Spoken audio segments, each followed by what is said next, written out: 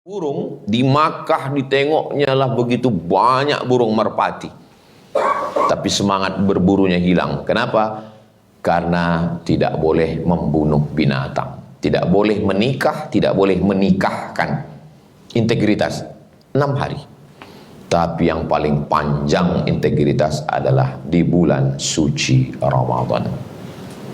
Syahadat, sholat, zakat, puasa, haji. Di puasa inilah integritas itu ditanamkan, kejujuran paling panjang.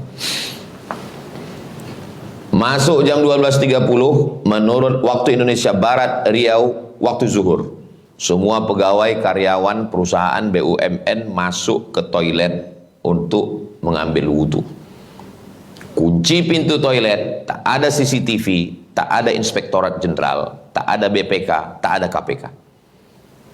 Melihat air dalam bak macam cincau, tinggal menambah santan sama gula merah aja lagi. Kalau dia mau, dia masukkan gayung, dia minum 1 gayung, dia masukkan kepalanya ke dalam. Pas mau keluar dari toilet itu keringkan bibir, miringkan kepala. Tak ada yang tahu. Tapi tidak ada satupun muslim yang mau melakukan itu. Kenapa? Dia sedang dididik kejujuran, integritas. Cobalah tengok nanti pas bulan Ramadan, orang Islam, kalau dia kumur-kumur, sekali memasukkan air ke mulut, meludahnya 5 kali. Padahal sekali aja dikeluarkan air itu sudah habis, tidak ada lagi air di dalam. Kenapa? Takut tertelan. Hanya saja tidak sejalan, tidak seiring antara integritas dalam ibadah dengan integritas dalam aktivitas sehari-hari. Begitu takutnya tertelan air wudhu, air kumur-kumur setetes, tapi tidak takut tertelan air yang lain. Air korupsi, air nepotisme, air yang lain-lain. Alhamdulillah air-air itu sudah tidak ada lagi sekarang karena efisiensi. Air galon pun sudah tak ada lagi. Bapak Ibu yang dimuliakan Allah Subhanahu wa ta'ala. Kalau cerita tentang kejujuran, itu kan Nabi Muhammad, Pak Ustadz. Itu kan Abu Bakar, Umar, Utsman, Ali, Thalhah, Zubair, Aisyah, Ruqayyah, Ummu Kulthum. Itu kan orang-orang hebat, penghuni surga, wali-wali Allah. Di zaman sekarang masih ada orang berintegritas. Saya pulang dari rumah sakit Arifin Ahmad.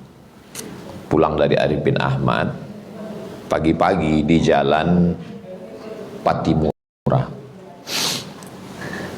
Dari jalan Patimura itu ditanya orang, Ustadz dari mana? Saya bilang, saya menjenguk ada pegawai kantor gubernur yang sakit. Oh, Bapak Anu Pak Ustadz. Iya, itu dulu kepala dinas tuh Pak Ustadz katanya. Terus waktu dia kepala dinas dulu Pak Ustadz, kata jamaah ini, kesaksian dia langsung di warung lontong jalan Patimura. Waktu dia kepala dinas dulu Pak Ustadz, kami datang bawa duit 1 koper. Karena kami tahu anak dia sedang kuliah di Australia, dia perlu banyak duit dolar. Lalu kami bilang sama dia, Pak, kasihlah proyek itu ke kami, ini duit. Apa kata dia? Saya tidak mau anak bini saya makan haram. Jadi di situ saya sebagai ustadz, sebagai penceramah, mau ditunjukkan Allah Ta'ala bahwa di zaman sekarang pun orang-orang yang berintegritas itu ada. Cuman cerita tentang makhluk integritas ini adalah makhluk unik, langka yang perlu dibudidayakan. Mereka ini sudah hampir punah seperti dinosaurus. Tapi di kantor kita insya Allah masih banyak, insya Allah. Semuanya ini insya Allah berintegritas, insya Allah. Amin. Ya Allah. Dari bunyi aminnya nggak yakin juga saya. Amin. Orang ini bukan tidak integritas Ustaz. Orang-orang yang tawaduk itu nggak ngaku, dia rendah hati. Waktu dikatakan amin tadi, aminnya dalam hati. Saking kan integritasnya itu. Nah, saya yakin dan percaya bahwa orang-orang berintegritas itu ada. Jumpa lagi jamaah.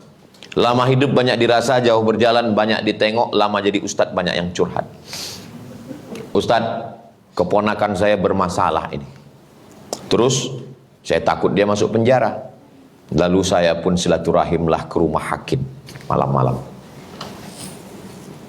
Kalau mendengar tausiah saya ini kuncinya satu, jangan tersinggung. Karena pernah ada beberapa orang tersinggung, pulang meninggal. Datanglah kami Pak Ustadz ke rumah hakim itu, menawarkan duit. Apa kata dia? Saya tidak mau anak bini saya makan haram. Pusing kami Pak Ustadz, gimana cara menyogoknya? Akhirnya kami tahu, anaknya suka kucing Anggora. Kami bawakanlah kucing sama sangkar-sangkarnya, sama makannya sekalian. Pak, ya ini ada oleh-oleh sedikit, mudah-mudahan anak bapak. Rupanya orang kalau mau nyogok itu dicarinya. Bapak ini nggak mau, dicari hobi istrinya apa. Apalagi kalau dia tahu istri itu misalnya sedang mencari skincare. Tahu dia lempuk durian. Makanya di balik seorang hakim yang luar biasa, itu ada perempuan 2 orang yang sangat luar biasa. Apa itu?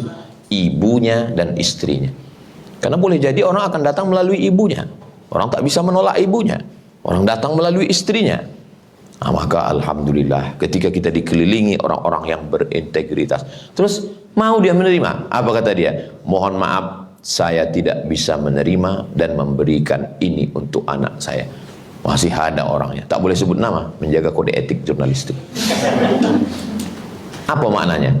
Bahwa di tahun ini 2025, di abad yang ke-15 Hijriah, orang-orang jujur itu masih ada. Jadi kalau ada orang mengatakan, alah dunia ini udah rusak Pak Ustadz, maka bilang sama dia, dunia ini tidak rusak, yang rusak kau aja.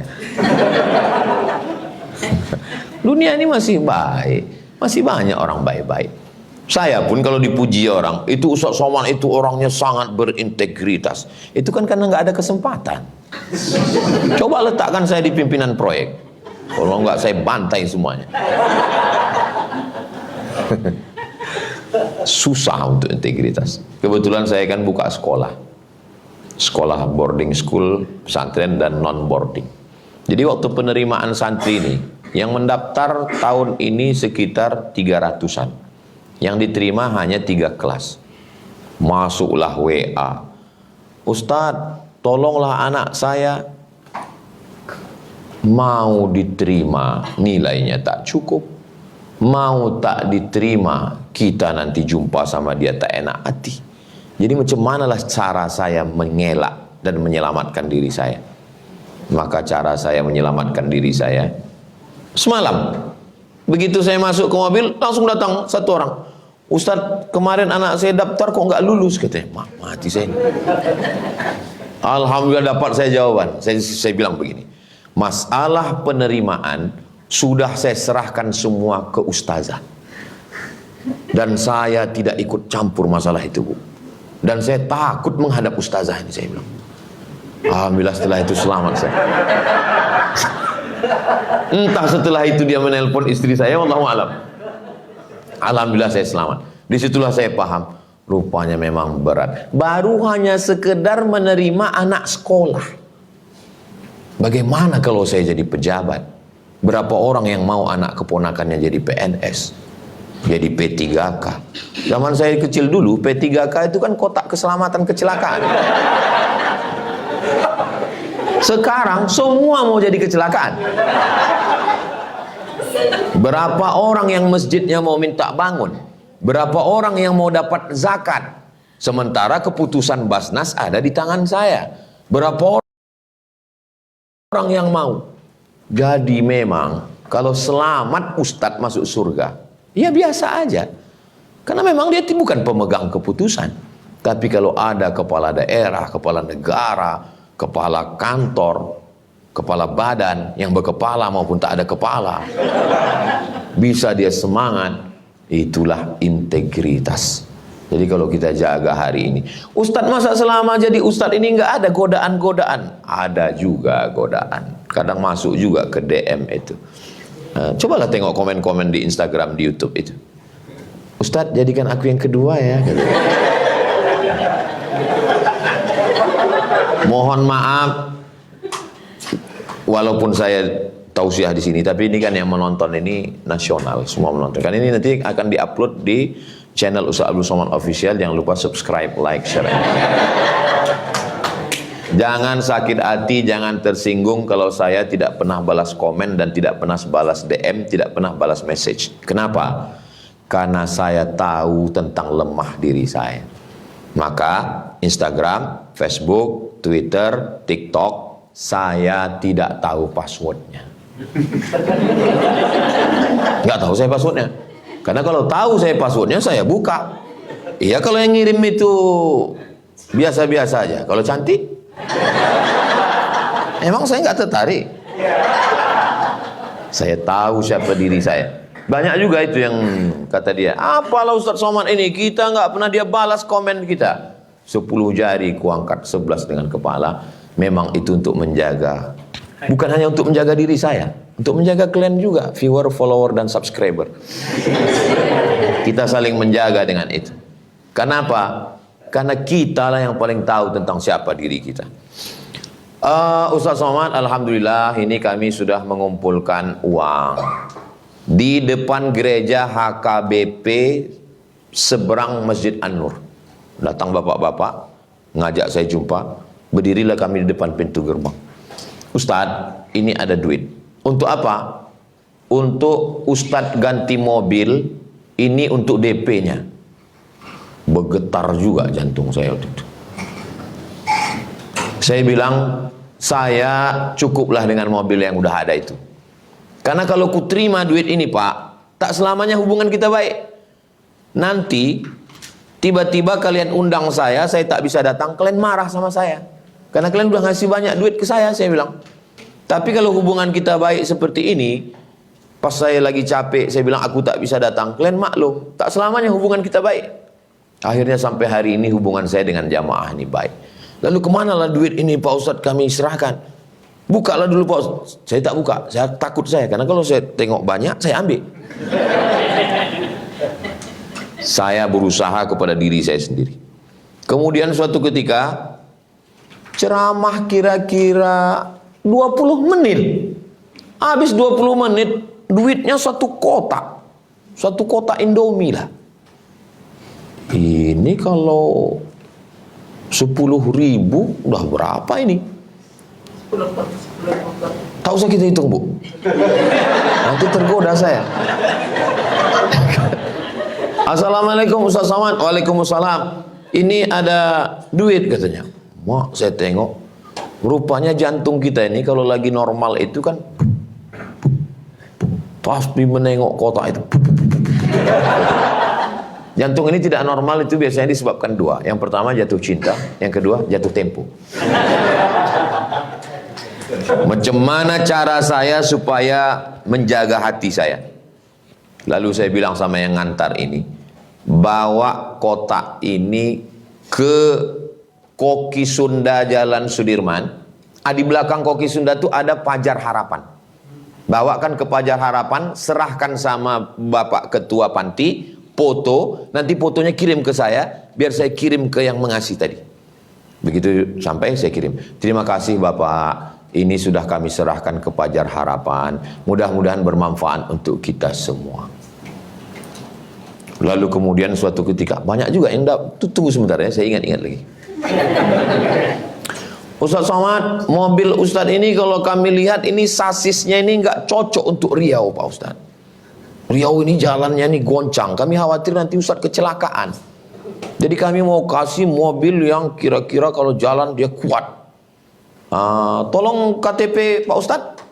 Saya kirim foto KTP saya. Beberapa hari setelah itu, alhamdulillah Ustadz, mobilnya sudah sampai Merak Bakauheni, udah nyebrang. Insya Allah nanti beberapa hari ini kami telepon Ustadz ya, mobilnya sampai nanti insya Allah di rumah. Saya bilang, saya ini bukan Ustadz yang kaya. Saya ini rumah kecil, garasinya tak banyak, tak muat nanti parkir. Jadi gimana? Kalau Bapak tetap kirim juga, nanti saya serahkan lagi ke Panti Pajar Harapan, saya bilang. Tak lama setelah itu, agak-agak 5 menit, mohon maaf Pak Ustadz, mobilnya balik lagi ke Jakarta.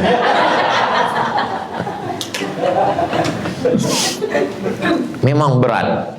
Nah, itu. Makanya balasannya surga. Balasan orang yang jujur itu surga. Kenapa? Karena berat.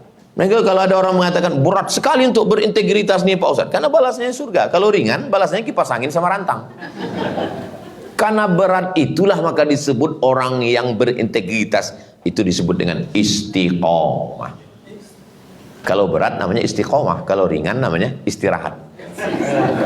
Jadi boleh bagi yang ada usaha sablon baju kaos sampingan boleh dibuat. Kalau berat istiqomah, kalau ringan istirahat. Nah, tapi yang punya baju-baju kaos sablon kalau bisa yang nilai religi, ada nilai-nilai nasihatnya. Supaya apa? Supaya semua jadi nasihat. Saya semua mau, seperti saya masuk ke kantor nih tadi, itu tulisan yang ada di dinding-dinding itu semuanya bernilai nasihat. Yang ada di bawah-bawah itu semua saya tengok. Oh, jadi setiap kata yang kita nasihat. Sampai yang di bawah-bawah lampu di bawah kipas angin pun nasihat. Kalau sudah habis matikan.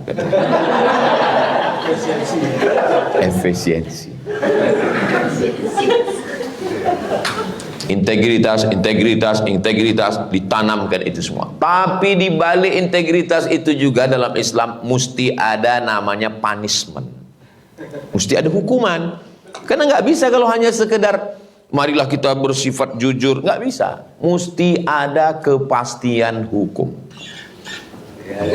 Ini anak Ustadz Dr. Faisal Saleh. Dia ini kalau mau ke rumah saya minta sendiri. Saya mau ke rumah Ustadz Somad. Jadi saya pernah diundang orang. Ustadz Somad, kami mau buat acara untuk anak-anak muda. Kira-kira Ustadz yang khusus anak muda itu cocoknya siapa ya? Katanya. Lalu saya inventarisir. Koh Denis, Ustadz Salim Afillah, Ustadz Hanan At-Taki, itu khusus anak muda. Saya bilang. Kalau Ustadz Somad, saya ini lintas usia. Saya bilang. Sampai anak kecil pun cari-cari saya. Dari mulai anak kecil sampai orang tua. Pernah suatu ketika datang ke UIN, waktu saya masih ngajar, saya keluar dari UIN 2019. Ustadz Somad, anak saya ini demam, memanggil-manggil nama Ustadz. Ustadz Somad, Ustadz Somad, katanya. Bawa anak ibu besok kemari. Insya Allah bawa. Anak 5 tahun. Saya sangka 18. Anak 5 tahun. Peluk, foto, usap kepala, kasih minum, sehat enak ya. Dan itu tak lama kemudian ada dosen tarbiyah. Ustadz, bisa ke rumah kami di tepi Sungai Siak. Kenapa? Saya bilang, mertua saya demam mengigau. Ustadz sama. Datang saya ke rumah tuh nengok, nenek-nenek udah banyak cucu. Alhamdulillah, yang selama mengalami yang begini cuma 2. Kalau tak anak-anak, nenek-nenek. Belum pernah anak gadis lagi. Untuk menguji integritas saya juga itu.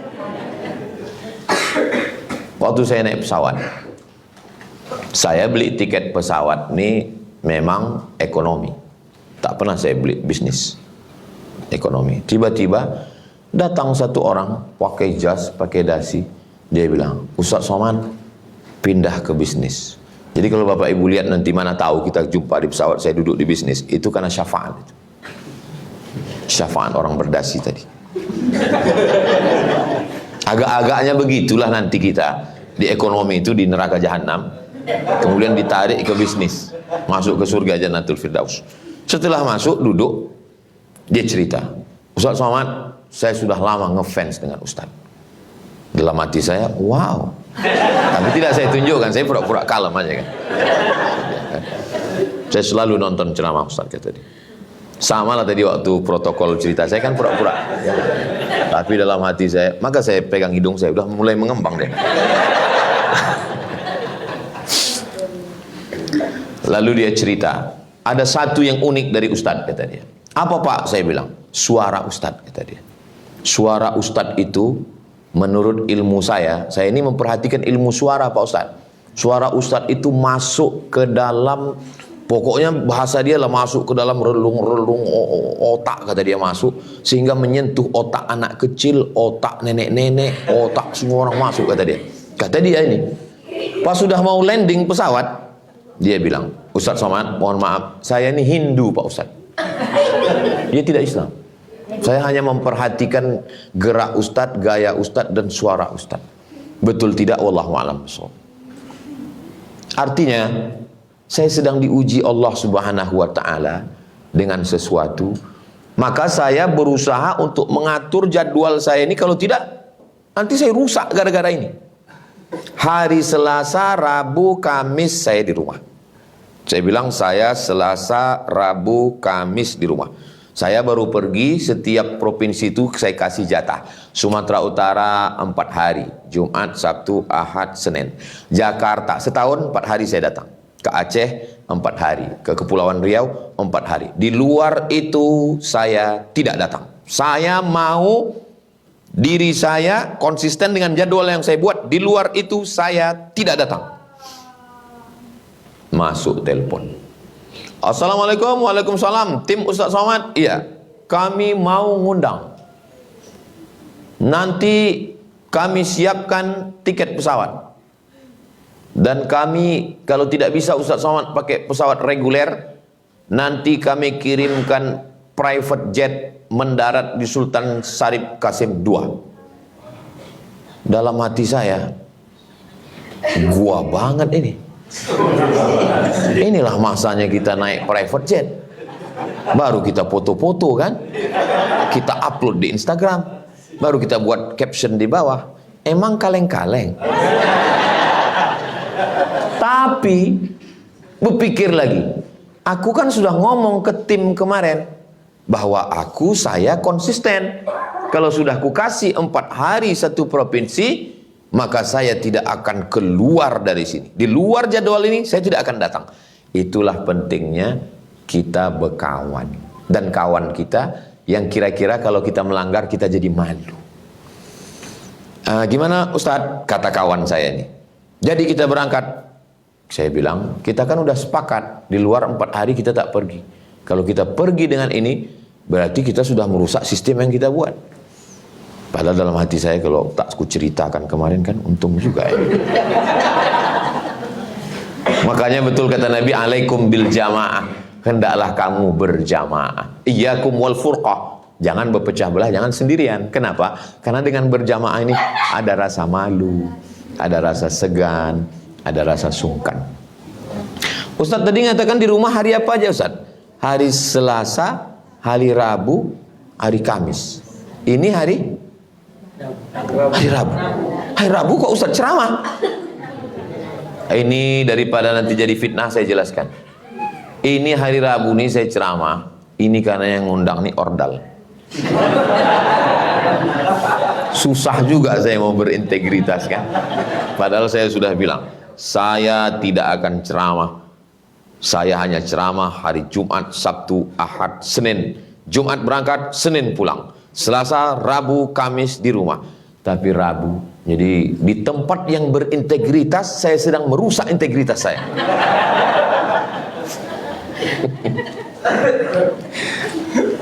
Itu perlu saya ceritakan di sini supaya apa? Jangan ada dusta di antara kita. Nanti mana tahu ada, alah Ustadz Somad itu ngomong aja itu integritas katanya nggak mau keluar hari Selasa, Rabu, Kamis. Itu buktinya kemarin ada rekamannya.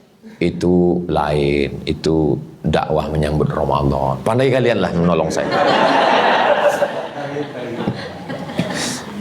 Saudara yang dimuliakan Allah Subhanahu wa taala, mungkin orang bisa berintegritas, tapi kalau sudah bicara tentang keinginan anak, keinginan istri, keinginan kawan, karena persahabatan, banyak sekali sangkutan-sangkutan kita. Tapi kalau Allah menjaga hati kita, ala fil jasadi mudghah, di dalam jasad tubuh badan ini ada satu gumpal. Kalau dia baik, insya Allah yang lain ikut menjadi baik. Kalau dia rusak, yang lain ikut menjadi rusak. Mudah-mudahan Allah menjaga kita semua insya Allah. Amin ya rabbal alamin. Di Ramadan ini nanti akan kita jaga integritas kita di bulan suci Ramadan. Seprofesor-profesor LCMA, Dr. Buya, Kiai Tengku Abi Abu, ulama-ulama yang hebat, kalau sudah berkumandang azan maghrib, Allahu Akbar, pasti dia akan minum. Kalau dia menahan puasanya setelah azan maghrib, berarti dia sudah melawan sunnah Nabi Muhammad sallallahu alaihi wasallam. Apa itu? Integritas. Jangan tunjukkan kau berilmu banyak. Jangan tunjukkan bahwa kau orang yang paling zuhud. Kalau sampai ada orang melaksanakan puasa 2 hari 2 malam lewat 1 malam, bid'ah, dhalalah, mungkar, melanggar aturan sunnah Nabi Muhammad sallallahu alaihi wasallam. Sehebat-hebatnya orang, setakwa-takwanya orang, kalau sudah azan subuh, Allahu Akbar, stop.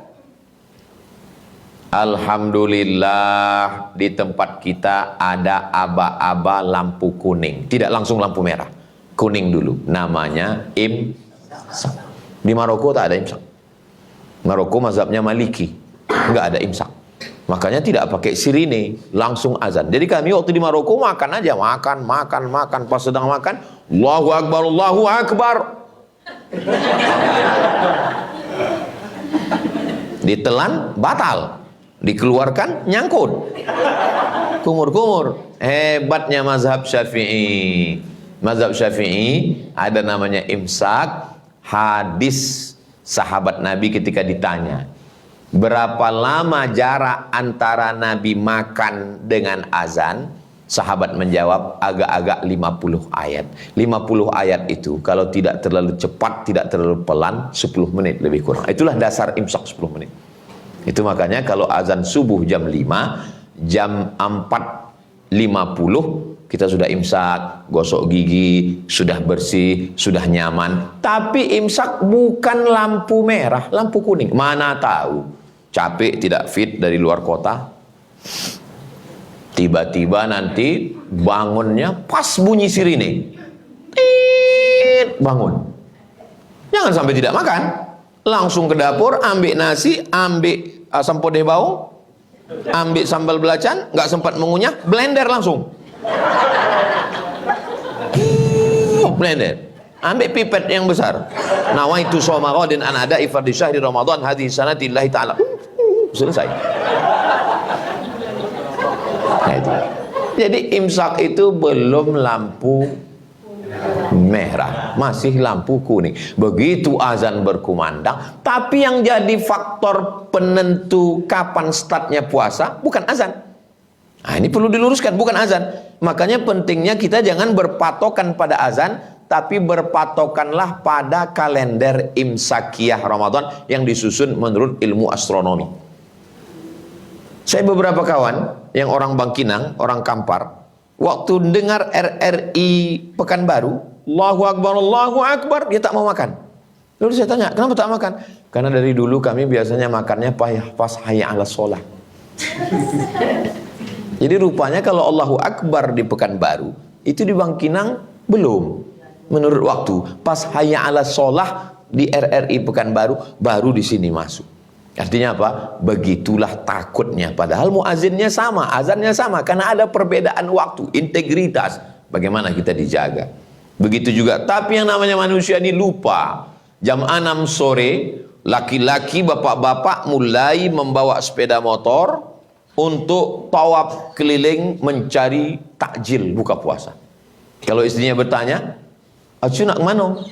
Jangan kau tanya kemana aku pergi. Menunggu azan maghrib berkumandang, berkeliling. Begitu sampai azan maghrib berkumandang, yang mulai ada cendol, ada kopi indak betulang, padahal ada juga tulangnya di dalam. Mulailah asam podeh, asam bawang, asam masam, segala asam semua sudah ada. Begitu azan berkumandang, Allahu Akbar. Masuk 2-3 teguk air, masuk kurma. Mana hawa nafsu siang tadi? Hawa nafsu siang tadi tegak di tepi jembatan Bengkinang Seboang, menengok ke bawah, rasa mau diminum air sungai Kampar tu. Tak igilang haus. Tapi begitu azan berkumandang, habis. Apa kata istri? Tengoklah cu. Ya esok nak usah buat lah. Besok jangan kita buat lagi. Besok dibuat juga lagi. Berapa kali kita lupa? 30 sore lupa. Kenapa kita lupa? Karena kita masih manusia. Manusia diambil dari kata nasya. Nasya artinya lupa. Manusia artinya makhluk yang pelupa. Karena lupa maka dia diingatkan terus. Tahun lalu sudah ada Ramadan, iya. Ini kok ada Ramadan lagi? Karena lupa. Nanti di bulan Syawal ada lagi namanya puasa 6. Nanti di bulan Zulqa'dah ada lagi namanya puasa Ayyamul Bait 13, 14, 15. Nanti masuk lagi ada lagi namanya puasa Nabi Daud, sehari puasa makan sehari. Ada puasa Senin Kamis. Puasa Nabi Daud, puasa sehari makan sehari. Karena ada juga jamaah ini bertanya, Ustadz, apa hukumnya suami saya sholat Nabi Daud? Sholat sehari tak sholat sehari? Mana ada. Itulah pentingnya dengar ceramah itu. Kalau bangun, bangun. Kalau tidur, tidur betul. Jangan tidur-tidur ayam. Ustadz bilang puasa Nabi Daud, dia bilang sembahyang Nabi Daud. Sembahyang Nabi Daud itu fi jaufil lail, tengah malam. Tadi saya mulai tausiah ini jam 2, sekarang sudah jam 3 kurang 10. Jadi rupanya kalau kita ngomong ceramah di depan orang yang hatinya tenang, itu nggak terasa waktu itu berlalu cepat.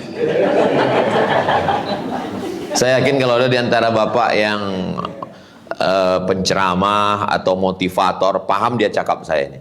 Ngomong kita di depan orang yang dia suntuk, itu kita pun ikut suntuk. Saya pernah ceramah. Rasanya ceramah itu lama sekali, macam tak bergerak jarum jam. Kapan itu? Ceramah menunggu buka puasa. Makanya saya kalau diundang, dimanapun kalau ada orang ngundang, Ustadz datang ya acara buka bersama, tak mau saya. Tobat saya. Dia pun nengok kita,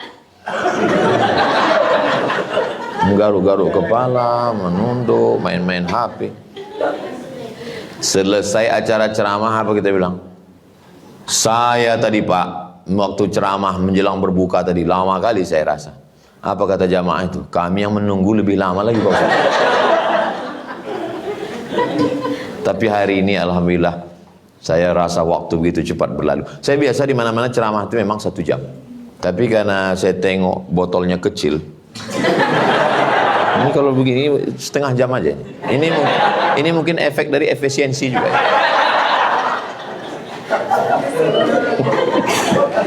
Bapak-ibu yang dimuliakan Allah Subhanahu wa taala.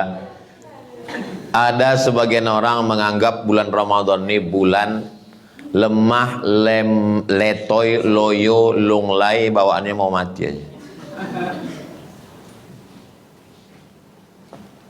Nabi perang Badar hari Jumat tahun kedua Hijrah tanggal 17 Ramadan. Ingat itu, perang Badar 17 Ramadan. Naik kuda Nabi dari Madinah ke Badar 150 km. Umurnya waktu itu 55 tahun. Nabi dapat wahyu umur 40. Berdakwah di Makkah 13. 4 tambah 13, 40 tambah 13, 53. Perang tahun kedua 55. Umur 55, bulan puasa, perang 150 km naik kuda. Ramadan, Nabi puasa 17 Ramadan, hari Jumat. Ini Mesir, ini Israel. Mesir merebut Israel dan menang pada tanggal 10 Ramadan. Dibuatkan satu kota di Mesir namanya kota 10 Ramadan. Panjang umur, sehat badan, nanti kita umroh singgah ke Mesir insyaallah. Ongkos tanggung masing-masing. Lalu kemudian ini Afrika Utara, ini Andalusia. Nama panglima perangnya namanya Jabal, namanya Tariq bin Ziyad. Lalu kemudian mereka naik kapal melewati Samudra Atlantik. Ada bukit di situ disebut dengan Gibraltar. Waktu mereka sampai ke sana dan mereka mampu merebut negeri itu, 700 tahun Islam berkuasa di sana. Negeri itu disebut dengan Andalusia. Andalusia itu sekarang adalah Real Madrid, Barcelona. Dan itu direbut pada bulan Ramadan. Indonesia merdeka 17 Agustus 1945 bertepatan dengan Ramadan. yang mengerek bendera puasa, yang meneriakkan perang mengusir Belanda itu orang puasa. Takbir, bunuh Belanda. Yang bisa berteriak keras itu orang puasa. Karena kalau orang kenyang mana bisa?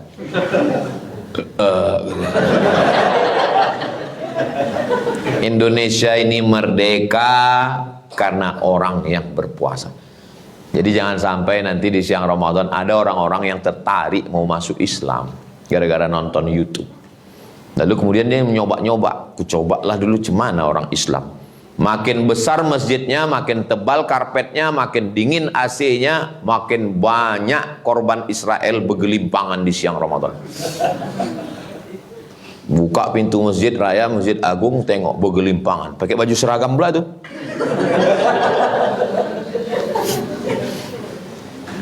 Bangun. Kenapa tidur siang bulan Ramadan? Pandai pula dia menjawab. Naumus shaim wal ibadah. Tidurnya orang puasa adalah ibadah. Habis itu loloknya deh.